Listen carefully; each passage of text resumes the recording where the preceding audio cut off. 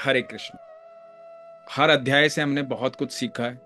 कुछ ऐसी बातें हैं जिन पर भगवान ने बार बार अर्जुन को समझाया है कि बाकी सब करे ना करे लेकिन ये जरूर कर लेना। तो 17वें और 18वें अध्याय में भगवान बताते हैं कि सही पूजा करने का तरीका क्या है, सही खाना खाने का तरीका क्या है, सही मायने में सुख क्या है,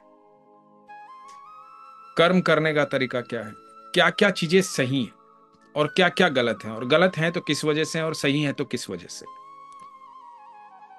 और उसके बाद भगवान जो है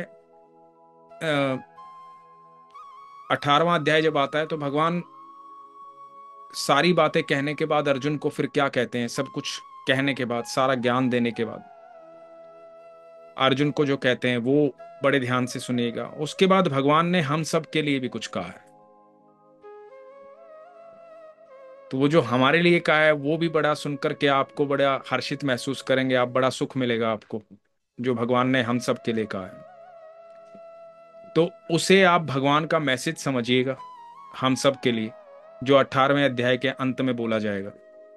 भगवान ने अर्जुन को कही है वो बात हम सब के लिए, तो संदेश भगवान का है हम सब के लिए। तो उसे सुनकर आपको बड़ा आनंद आएगा। तो सबसे पहले ठाकुर जी को, राधा रानी को निमंत्रित करते हैं। हे कृष्ण प्रिय मित्र, हे बहन राधा रानी, हम आपको निमंत्रित करते हैं, आपका धन्यवाद करते हैं कि आपने इस सफर को यहां तक पहुंचाया, हमें ये आज्ञा दी, निमित्त बनाया कि हम 16 अध्याय पूर्ण कर पाए। जिस प्रकार आपने अब तक 16 अध्यायों को स्वयं आकर के अपनी वाणी से अपने शब्दों को हमें समझाया है, उसी प्रकार 17वां और 18वां अध्याय भी हमें समझाएं।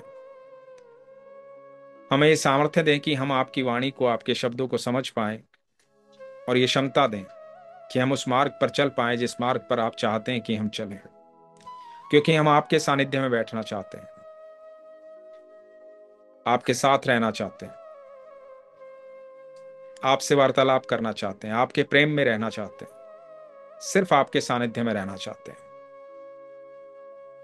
ये मार्ग जो आपने बतलाया है और जो आप बतला रहे हैं एक साधारण मनुष्य के लिए अत्यंत कठिन है, लेकिन इस मार्ग में यदि सारथी आप हैं तो ये मार्ग उतना ही सरल है। तो आपसे विनती करते हैं ठाकुर जी, राधा रानी, कि आप इस मार्ग पर अपने साथ हमें लेकर चलें और हम सक्षम हो पाएं अपने जीवन की इस महाभारत में विजयी होने में। आप हर पल हर क्षण हमारे साथ रहें, आपकी आज्ञा लेते हुए पढ़ते हैं प्रभु। हरे कृष्ण राधे कृष्ण। 17वां अध्याय। अर्जुन बोले, हे कृष्ण, जो मनुष्य शस्त्र विधि को त्याग कर श्रद्धा से युक्त हुए देवादि का पूजन करते हैं उनकी स्थिति फिर कौन सी है, सात्विक अथवा राजसी अथवा तामसी। 3 गुणों का वर्णन हमने 16वें अध्याय में, 15वें अध्याय में भगवान ने 3 गुणों के बारे में बताया कि प्रकृति के ये जो 3 गुण हैं, हर जीव जो है इनसे बंधा हुआ है। दुनिया में ऐसा कोई जीव नहीं है जो इनके अनुरूप कार्य नहीं करता। इन तीनों गुणों में से किसी गुण में वो जीवित है, तो इन 3 गुणों से कोई बच नहीं सकता। तो यहां अर्जुन कहते हैं कि जो शास्त्र विधि को त्याग कर, जो शास्त्रों को त्याग कर, जो शास्त्रों को नहीं मानते, जिनका उस ज्ञान में विश्वास ही नहीं है, शास्त्रों को, धर्म को नहीं मानते, वेदों को नहीं मानते, त्याग कर श्रद्धा से युक्त हुए देवादि का पूजन करते हैं और पूरी श्रद्धा से देवताओं की पूजा करते हैं, तो उनकी स्थिति कौन सी है? वो तामसिक कहलाएंगे, राजसिक कहलाएंगे या सात्विक कहलाएंगे? श्री भगवान बोले, मनुष्यों की वो शास्त्रीय संस्कारों से रहित केवल स्वभाव से उत्पन्न श्रद्धा सात्विक और राजसी तथा तामसी, ऐसे तीनों प्रकार की ही होती है। उसको तू मुझसे सुन। हे भारत, सभी मनुष्यों की श्रद्धा उनके अंतःकरण के अनुरूप होती। ये पुरुष श्रद्धामय है, इसलिए जो पुरुष जैसी श्रद्धा वाला है वो स्वयं भी वही है। सात्विक पुरुष देवों को पूजते हैं, राजस पुरुष यक्ष और राक्षसों को तथा अन्य जो तामस मनुष्य हैं वे प्रेत और भूत गणों को पूजते हैं। तो जो सात्विक पुरुष होते हैं वो देवताओं की पूजा करते हैं, जो आमतौर पर हम सब लोग करते हैं, जो कोशिश होती। तो मैंने पहले ही बताया था कि हम सब लोग सात्विकता और राजसिकता के बीच में जीवन को जीते हैं। तो हम जो हैं, भगवान कहते हैं जो देवताओं की पूजा करते हैं वो राजसी पुरुष होते हैं। जो यक्ष और राक्षसों का ध्यान करते हैं, उनकी पूजा करते हैं, जिनका विचार जो है सिर्फ प्राप्ति के लिए, जो सिर्फ किसी लालचवश कोई विधि विधान करते हैं, कोई टोना टोटका करते हैं, तो वो राजसी लोग होते हैं। जो मनुष्य प्रेत और भूतगणों को पूजते हैं वो तामसिक होते हैं। अब जो बहुत सारे ऐसे लोग हैं जो जीवन में पूजा पाठ नहीं करते लेकिन तंत्र विद्या में विश्वास रखते हैं, तांत्रिकों के पास जाते हैं अपनी समस्या का हल करवाने के लिए, तो और तंत्र मंत्र से उस तरीके से अपनी समस्याओं का हल करवाते हैं, भगवान कहते हैं वो तामसिक है। जो मनुष्य शास्त्र विद्या से रहित केवल मन कल्पित घोर तप को तपते हैं तथा दंभ और अहंकार से युक्त एवं कामना आसक्ति और बल के अभिमान से भी युक्त हैं, जो शरीर रूप में स्थित भूत समुदाय को और अंतःकरण में स्थित मुझ परमात्मा को भी कृश करने वाले हैं, उन अज्ञानियों को तू असुर स्वभाव वाले जान। तो जिनकी जो इच्छा के साथ भले ही घोर तप करें लेकिन अहंकार से युक्त हो कि मैं ये करने वाला हूं, मैं ये करता हूं, मैं इतना दान कर दूंगा, मैं इतने हवन करवा दूंगा, इतने पाठ करवा दूंगा, इतनी भागवत पढ़वा दूंगा, जहां ये अहंकार है और मतलब जहां पे ये है कि मैं इतने लोगों को मैंने भोजन करवाया, इतने लोगों को मैंने वस्त्र धारण करवाए, इतने लोगों को मैंने ये करवाया, जहां इस तरह की बात है, अपने अभिमान के बल की बात करता है, भगवान कहते हैं उन अज्ञानियों को तू असुर स्वभाव वाले जान। वो राक्षसी स्वभाव में और उसमें कोई फर्क नहीं है। भोजन भी सबको अपनी अपनी प्रकृति के अनुसार 3 प्रकार का प्रिय होता है। अब देखो भगवान कहते हैं जिसका जैसा गुण होता है ना उसको वैसा ही भोजन भी पसंद होता है। तो इसमें से हम सबको ये अंदाजा हो जाएगा कि हम किस प्रवृत्ति के लोग हैं। ठीक है, तो भगवान कहते हैं अपनी प्रकृति के अनुसार 3 प्रकार का प्रिय होता है। और वैसे ही यज्ञ तप और दान भी 3-3 प्रकार के होते हैं। 3 प्रकार के यज्ञ होते हैं, 3 प्रकार के तप होते हैं, 3 प्रकार के दान होते हैं। उनके इस पृथक पृथक भेद को तू मुझसे सुन। आयु, बुद्धि, बल, आरोग्य, सुख और प्रीति को बढ़ाने वाले, रसयुक्त, चिकने और स्थिर रहने वाले तथा स्वभाव से ही मन को प्रिय ऐसे आहार अर्थात भोजन करने के पदार्थ सात्विक पुरुष को प्रिय होते हैं। सात्विक पुरुष कैसा खाता है? जो सरल भोजन होता है, जिसमें कोई खास तौर से चिकनाहट नहीं होती, मसाले नहीं होते, स्वादहीन होता है। ऐसा लगता है कि स्वादहीन भोजन है। सिंपल दाल फुल्का खाने वाले, हरी सब्जियां खाने वाले, फलों का रस पीने वाले, इस तरह के लोग जो होते हैं ना वो सात्विक भोजन का आहार करते हैं। ऐसे सात्विक मन के, ऐसे लोगों का मन जैसा खाए अन्न वैसा रहे मन, ऐसे लोगों का मन कभी खराब नहीं होता, मन शालीन रहता है, शांत रहता है, किसी प्रकार की कोई चिंता नहीं होती है, उनकी आयु भी बहुत लंबी होती है। भगवान कहते हैं कड़वे खट्टे लवण युक्त बहुत गर्म तीखे रूखे दाहकारक और दुख चिंता तथा रोगों को उत्पन्न करने वाले आहार अर्थात भोजन करने के पदार्थ राजस पुरुष को प्रिय होते हैं। राजस पुरुष को कैसे प्रिय होते हैं? चाट पकोड़े, चिकने खट्टे मीठे, बहुत स्वादिष्ट, बहुत मसालेदार भोजन। ऐसे ऐसे भोजन जो है शरीर में कभी ना कभी दुख प्रकट करते हैं, कभी ना कभी रोगी हो जाएंगे, कभी किसी प्रकार की बीमारी हो जाएगी, किसी प्रकार का दुख हो जाएगा। तो ऐसे भोजन है ना आपको मन और बुद्धि से और शरीर से स्वस्थ नहीं रखेंगे। आपको स्वाद तो आएगा लेकिन आपको मन बुद्धि और शरीर से स्वस्थ नहीं रखेंगे। तो ऐसा भोजन राजसिक भोजन होता है। जो लोग सुख के लिए भोजन करते हैं, अपनी इंद्रियों को सुख देने के लिए भोजन करते हैं, तो वो राजसी भोजन करते हैं। जो भोजन अदप का, रस रहित, दुर्गंध युक्त, बासी और उच्छिष्ट तथा जो अपवित्र भी है वो भोजन तामस पुरुष को प्रिय होता है। भगवान ने यहां एक बात कही है, जो भोजन 3 घंटे पहले का भी बासी है ना वो भोजन खाने योग्य नहीं है। ठीक है, लेकिन भगवान यहां क्या कहते हैं? जो रस रहित, जिसमें किसी प्रकार का रस नहीं होता, मतलब वो कोई फल फ्रूट नहीं, दुर्गंध युक्त, जिसके अंदर से स्मेल आती है, जो बासी होता, वो भोजन, मतलब कि नॉन वेज,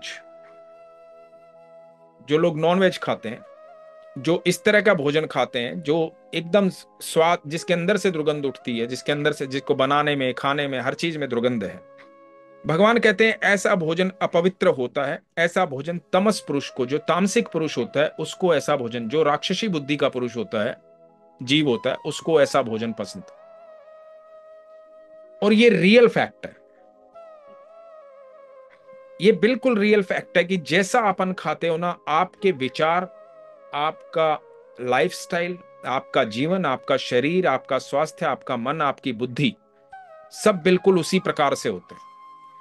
जो सरल भोजन करेगा उसको कभी एग्रेशन नहीं आएगा, कभी चिल्ला के बात नहीं करेगा, कभी आपको भड़केगा नहीं, जल्दी क्रोध शांत हो जाएगा, गुस्सा भी आएगा तो। जो राजसिक भोजन, आमतौर पर राजसिक भोजन करने वाले ज्यादा लोग होते हैं, जो राजसिक भोजन करते हैं सिर्फ अपनी अपनी जीवा के स्वाद के लिए, मसालेदार भोजन, सोया चाप खा रहे हैं, पाव भाजी खा रहे हैं, ये सब खा रहे हैं, तो जितने भी ये फूड खा रहे हैं, ऐसे लोग किसी के लिए हानिकारक नहीं होते, वो स्वयं के लिए हानिकारक होते हैं। क्योंकि उनको इस भोजन का असर क्या होगा कि उनके शरीर में कहीं ना कहीं रोग पकड़ लेगा, कुछ सालों बाद पकड़ लेगा, बुढ़ापे में पकड़ लेगा कहीं ना कहीं वो, क्योंकि वो कष्टदायी भोजन है, वो शरीर के लिए अच्छा नहीं है। क्योंकि मनुष्य का जो शरीर है ना, भगवान ने वो सात्विक चीजों के लिए बनाया। जैसे अब शेर है, शेर का शरीर की रचना ही इस प्रकार की गई है कि वो मांस खाए और पचा पाए, लेकिन मनुष्य के शरीर की रचना शेर जैसी नहीं की गई है। गाय के शरीर की रचना ही इस प्रकार हुई है कि वो गाय घास खाए, उसकी, इसलिए उसको कभी घास के अलावा कुछ और वो खाती नहीं है, अनाज वगैरह के अलावा, कुछ गुड़ वगैरह के अलावा, वेजिटेरियन चीजों के अलावा, हरी सब्जियों के अलावा कुछ खाती नहीं, क्योंकि उसका शरीर नहीं बना। एक गाय को ये पता है कि उसके लिए क्या सही है, लेकिन एक मनुष्य को नहीं पता कि उसके लिए क्या सही है। एक जानवर को पता है, जानवर जानता है कि उसके लिए क्या सही है, उसे क्या खाना चाहिए, लेकिन मनुष्य को इस बात का ज्ञान होते हुए भी वो अज्ञानी बना रहता है कि उसे क्या खाना चाहिए। तो भगवान तीन प्रकार के भोजन की बात करते हैं। उसके बाद भगवान कहते हैं जो शास्त्र विधि से नियति यज्ञ करना ही कर्तव्य है।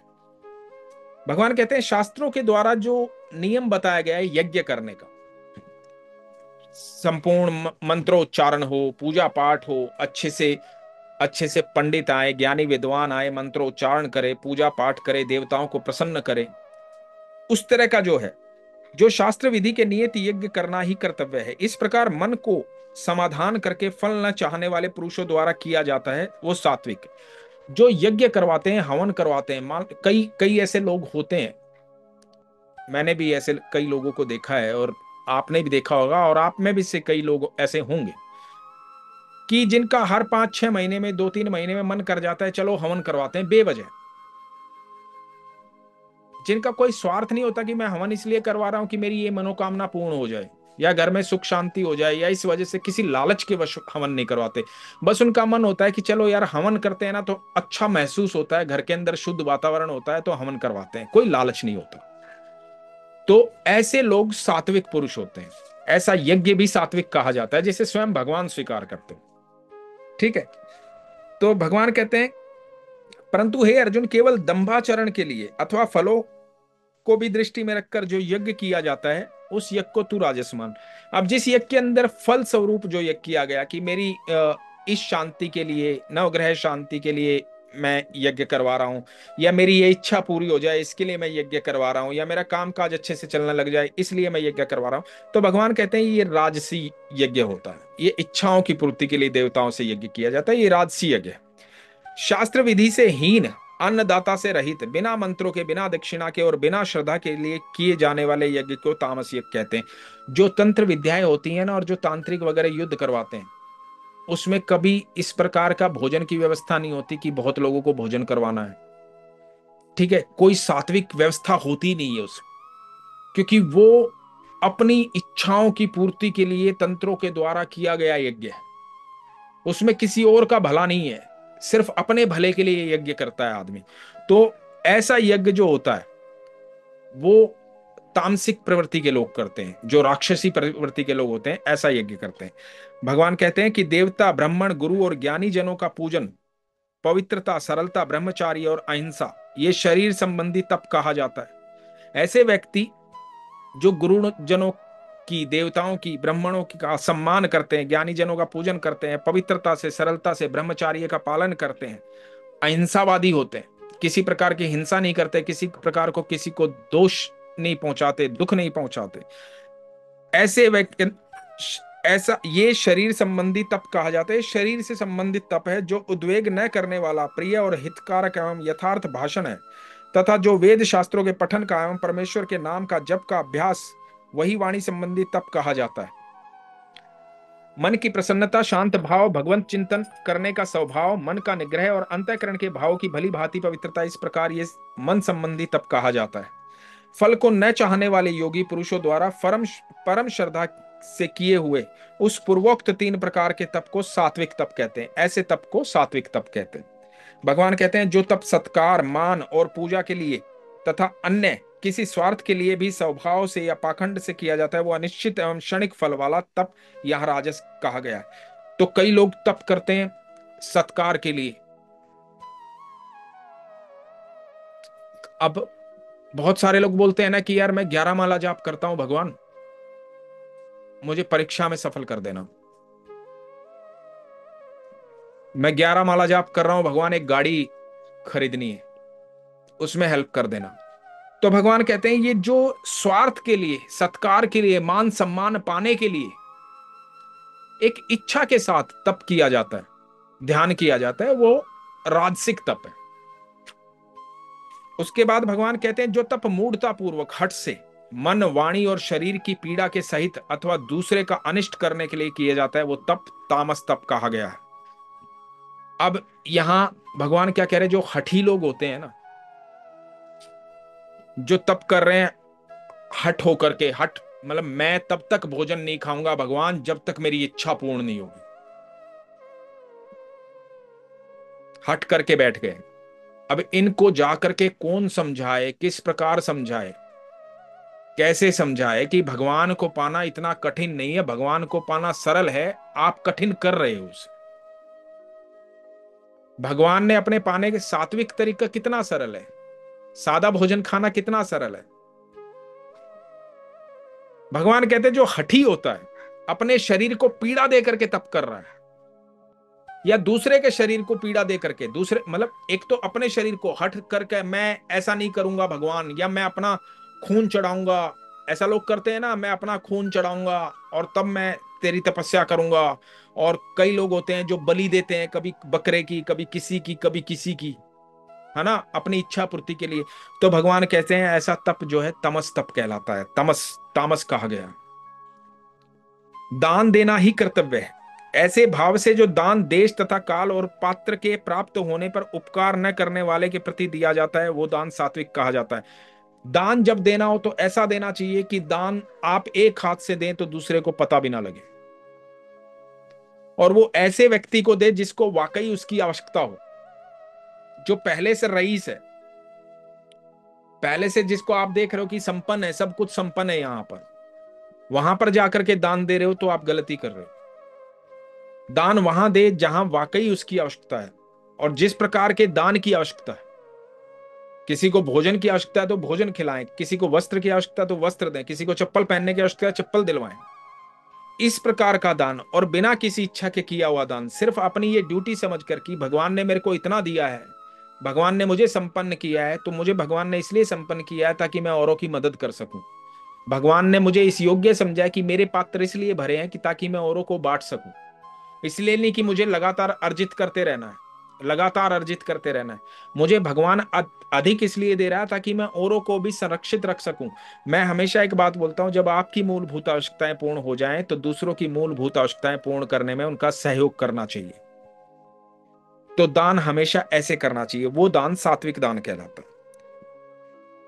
किंतु जो दान कलेश पूर्वक तथा प्रत्युपकार के प्रयोजन से अथवा फल की दृष्टि में रखकर फिर दिया जाता है, वो दान राजस कहा जाता है। अब जो दान इसलिए कहा जाता है, किसी पंडित ने आपको बोल दिया कि भाई एक काम करो, 101 लोगों को भोजन करवा दो, तुम्हारी ये इच्छा पूरी हो जाएगी, इतने हवन करवा दो, इतने एक करवा दो, इतने पंडितों को भोजन करवा दो, तुम्हारी इच्छा पूरी हो जाएगी। तो इस प्रकार का जो दान होता है वो आपकी इच्छा से किया गया, अपनी इच्छा पूर्ति के लिए स्वार्थवश किया गया, तो वो राजस दान कहलाता है। भगवान कहते हैं जो दान बिना सत्कार के अथवा तिरस्कार पूर्वक अयोग्य देश काल में और कुपात्र के प्रति दिया जाता है वो दान तामस कहा जाता है। एक ऐसा दान जो जो दान का अधिकारी भी पात्र नहीं है उसको दिया जा रहा है, और पूरे घमंड के साथ दिया जा रहा है कि मैं तेरी मदद कर रहा हूं। यार कोई तेरी मदद नहीं कर रहा ना, तो मैं बैठा हूं ना, मैं कर रहा हूं तेरी मदद। होते हैं ना ऐसे कई लोग। फिर उसको क्या करेंगे, मदद कर देंगे, तो जब उसकी मदद हो जाएगी, वो थोड़ा ठीक हो जाएगा, तो फिर 10 जगह गाएंगे, अरे आज वो जो स्टेब्लिश है ना वो बिकॉज ऑफ मी, मैंने हेल्प की थी, मेरे पास आया था मांगने, उस टाइम कुछ नहीं था उसके पास। तो इस तरह की बात करने वाले व्यक्ति जो हैं वो दान तामस कहा जाता है। वो दान किसी कैटेगरी में नहीं आता, कहीं गिनती में नहीं आता, कुछ कुछ नहीं है उस दान का, कोई बेनिफिट नहीं। ओम तत्सत। ऐसे ये 3 प्रकार का सच्चिदानंद घन ब्रह्म का नाम कहा है। उसी से सृष्टि के आदि काल में ब्राह्मण और वेद तथा यज्ञ आदि रचे गए हैं। इसलिए वेद मंत्रों का उच्चारण करने वाले श्रेष्ठ पुरुषों को शास्त्र विधि से नियत यज्ञ दान और तप रूप क्रिया सदा ओम इस परमात्मा के नाम को उच्चारण करके ही आरंभ होती है। तो जो भी शुभ कार्य करें पहले ओम का उच्चारण करें। ओम स्वयं परमेश्वर। हमने सुना ना कि प्रणवाक्षर के मध्य ये तीनों एक। हम जब प्रे करते हैं तो आती है ना कि प्रणवाक्षर के मध्य ये तीनों एक, ब्रह्मा विष्णु महेश। तो ओम, ओम भगवान को स्मरण करने के लिए।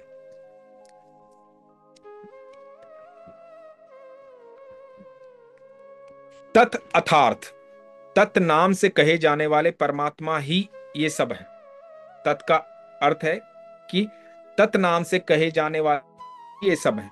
इस भाव से फल को ना चाहकर नाना प्रकार की यज्ञ तप रूप क्रियाएं तथा दान रूप क्रियाएं कल्याण की इच्छा वाले पुरुषों द्वारा की जाती है। सत, इस प्रकार ये परमात्मा का नाम सत्य भाव में और श्रेष्ठ भाव में प्रयोग किया जाता है तथा हे पार्थ उत्तम कर्म में भी सत शब्द का अर्थ प्रयोग किया जाता है। तथा यज्ञ तप और दान में जो स्थित है वो भी सत इस प्रकार कही जाती है, और उस परमात्मा के लिए किया हुआ कर्म निश्चय पूर्वक सत ऐसे कहा जाता है। हे अर्जुन, बिना श्रद्धा के किया हुआ हवन, दिया हुआ दान एवं तपा हुआ तप और जो कुछ भी किया हुआ शुभ कर्म है वो समस्त असत इस प्रकार कहा जाता है। इसलिए वो ना तो इस लोक में लाभदायक है और ना ही मरने के बाद ही। भगवान कहते हैं कि जो बिना श्रद्धा के दान किया हो, धन दिया हो किसी को, तप किया हो, कोई भी ऐसा शुभ कर्म किया हो जो बिना श्रद्धा के, बिना भाव से, बिना भगवान को निमंत्रित करे, बिना भगवान को प्रकट मान करके, बिना विश्वास के साथ, तो ऐसा कुछ भी आप कितना भी कर लो तो वो ना इस लोक में आपके काम आता है और ना परलोक में आपके काम आता है। तो इस प्रकार हमारा 17वां अध्याय पूर्ण होता है। ठाकुर जी आपका बहुत बहुत आभारी हूँ, बहुत बहुत धन्यवाद आपका। राधा रानी ने इतना सौभाग्यशाली समझा, अपनी शरण में लिया, अपने सानिध्य में लेकर के, अपने साथ बिठा करके हमें एक एक शब्द आपने बोल करके बताया। ये सामर्थ्य दीजिएगा कि आपके बताए रास्ते पर हम चलें और आप हमारे साथ रहें, हमारे संग रहें। हमें वो क्षमता दें कि हम चल पाए। हम साधारण लोग हैं। हे प्रभु, सदैव आपके सानिध्य में रहें। आपका धन्यवाद करते हैं कि आपने इस अनंत ब्रह्मांड में, जहां करोड़ों अरबों अनगणित जीव हैं, वहां पर उन लोगों के बीच में हमें सौभाग्य प्रदान किया कि हम आपके वचनों को, आपकी बातों को, आपके विचारों को सुन पाए, समझ पाए। बहुत बहुत धन्यवाद ठाकुर जी, बहुत बहुत धन्यवाद राधा जी।